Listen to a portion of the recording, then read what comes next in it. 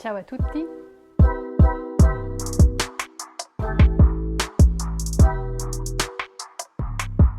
DF, port, 15 mars. Le premier cadavre, on le trouva fiché entre les rochers les plus bas au début du ponton. Il portait une chemise à gros carreaux rouges et bleus, tout effiloché, avec juste les 2 derniers boutons attachés, et un survêtement court de footballeur, peut-être d'une équipe importante, rendu transparent et immatériel par la chaleur, le sel, le soleil. Pas de chaussures. Nous sommes à DF, un petit port du sud de l'Italie, une ville tranquille qui du jour au lendemain se retrouve submergée par une série de découvertes macabres. Un beau matin, Giovanni Ventimiglia, pêcheur, découvre en amarrant son bateau le cadavre d'un jeune homme de couleur. Quelques jours après, c'est Lili Carboni, bourgeoise et croqueuse d'homme, qui découvre également un cadavre strictement identique en faisant son jogging sur la plage avec son chien. Ces découvertes s'enchaînent et s'aggravent. DF est seul pour trouver des solutions face à ce mystérieux fléau.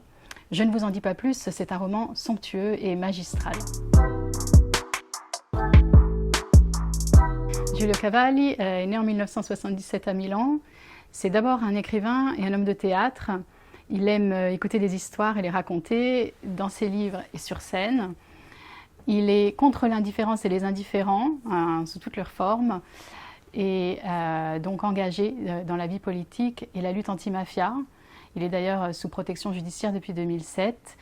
Il a été membre de l'Observatoire sur la légalité et conseiller régional en Lombardie.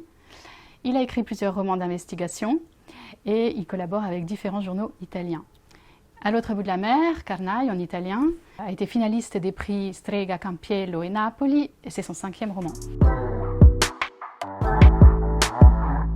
Alors, DF, c'est un port, comme il y en a beaucoup dans le sud de l'Italie, une petite ville anonyme, tranquille, qui vit de la pêche, de l'agriculture, du tourisme, avec ses falaises, ses plages, ses jardins, ses cafés, ses restaurants, ses fêtes, son marché aux poissons, avec son maire corrompu, avec son curé aux mœurs dépravées, avec un commissaire désabusé, une chaîne d'information locale aux mains d'un journaliste frustré, des pêcheurs fatigués. En somme, DF, c'est une ville qui ressemble à beaucoup d'autres, jusqu'à ce qu'un beau matin, tout bascule. Ce roman peut être lu un peu comme une fable.